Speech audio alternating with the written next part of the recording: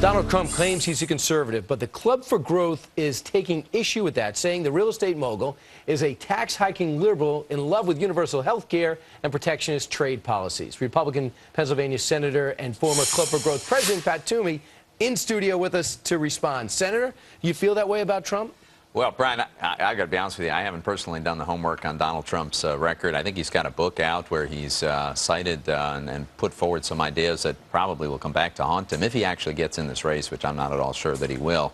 But I will say the Club for Growth is a great organization, and they do their homework, so people are going to pay attention. Yeah, he came back, did Donald Trump, and says he's against Obamacare, he's a free market, and he's against raising taxes. Does that make you feel better? Well, if that's what he really stands for, that's encouraging. That may be some progress, movement in the right direction on his part. We'll see. All right, but you're here now, and you also have a full slate. You know, you're a senator, exactly. A new senator with some big issues. Number one, raising the debt limit. You say if we default on our debt, blame Timothy Geithner. Why is it his fault? Yeah, and I'm glad you bring that up. There's a great op-ed in today's Wall Street Journal. The former Assistant Treasury Secretary, Emil Henry, lays out exactly the argument I'm making. Here's what it boils down to.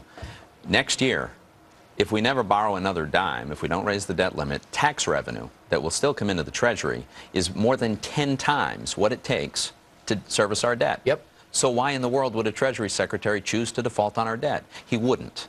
And it would be the wrong thing to do. It would be disastrous. It isn't going to happen. And they ought to stop propagating this myth, because what the administration is trying to do is simply intimidate Republicans into voting for a debt limit increase without cutting spending or making the reforms that we need.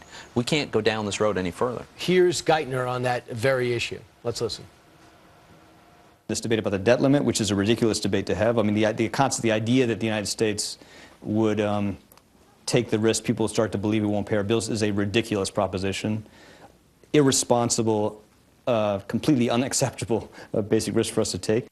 But he does have a plan should the debt limit not be raised. It's going to be some massive cuts. It's very disruptive. And he's got to go find money elsewhere. It's like a partial government shutdown because, you know, the government will take in through tax revenue about 70% of everything they want to spend, and without the other 30%, that's very disruptive. But it's not a default on our debt. We ought to have an honest discussion about how we're going to get spending under control and not continue with these trillion-dollar deficits. This is the problem I have with the administration. They want to continue spending as usual.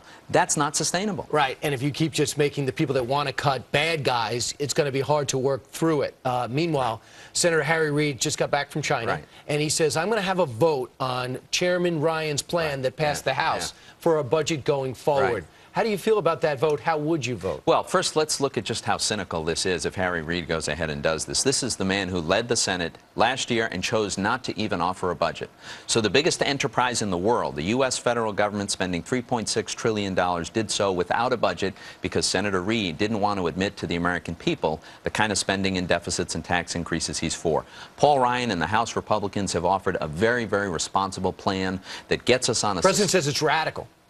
It's radical to work your way towards a balanced budget, to reform unsustainable entitlement programs, to simplify the tax code so we can have strong economic growth. That's common sense. Are you hesitant to vote on this and go on the record? Well, I don't know if we'll have a vote. I support what they've done. Now, I'm working with some of my colleagues to have a Senate version.